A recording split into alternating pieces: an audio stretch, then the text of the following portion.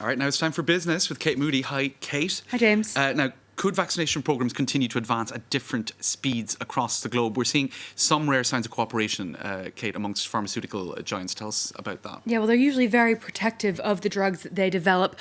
Drug maker Merck, though, has said it will be helping to produce the vaccine that's been developed by its rival Johnson & Johnson in an effort to boost global supplies. Pharmaceutical giants are facing pressure to meet and even surpass their production commitments. Many nations are now receiving shipments of vaccines produced in Russia and China, which have seen little uptake in the West. Luke Schrager reports. From Venezuela to Iraq, supplies of China's Sinopharm serum are now allowing nations to get their vaccine programs off the ground. It comes as the European Union finds itself on the back foot over a perceived failure to get its own citizens the jab at a quicker rate. The European Union, which I would remind you has 450 million inhabitants and not somewhere around 10 million like Israel. It's not as if you can take one model and simply put it, stick it on the European Union and say this is what you should be doing. Brussels is now considering emergency approvals for vaccines, something it had previously balked at since it would leave nations themselves liable if anything goes wrong rather than pharmaceutical firms. However, several Eastern European nations have already approved both Russian and Chinese vaccines with such procedures. It's added to a surge of vaccinations in richer countries, even as the world's vaccine-sharing program COVAX scrambles to provide doses to poorer and middle-income nations. Between now and the end of May, 237 million doses of vaccines will be allocated to 142 participating economies and countries. We still have many challenges to overcome, including the local production barriers related to intellectual property. That, however, may not be an issue for long.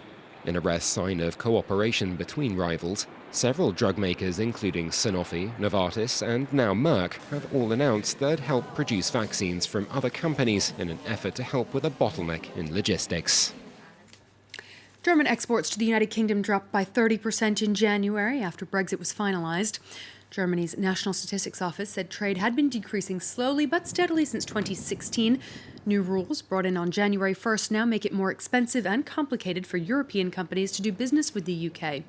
Economists said it would take time to adjust to the new state of play, forecasting a 10% drop in German exports to the UK in the medium term. Let's check in on the day's trading action now. The major European indices ended mostly higher, gains of between 1/5 and just over 1/3 of a percentage point in London, Paris and Frankfurt.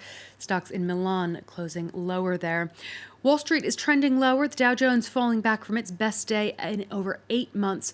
The Nasdaq down about 3/4 of a percentage point this hour.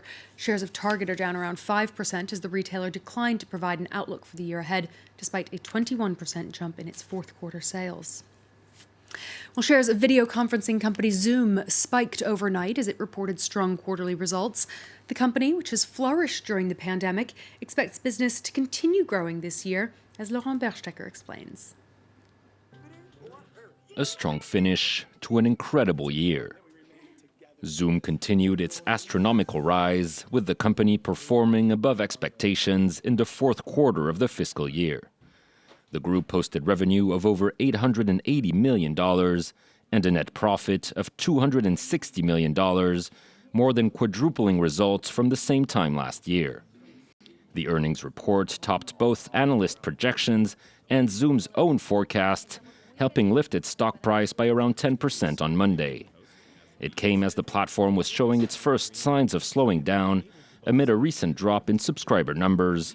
Yet Zoom was eager to reassure investors that it could sustain its momentum as it forecast a total growth of 40% in the next 12 months. As we progress to the world reopening, people have now integrated video conferencing into their lives.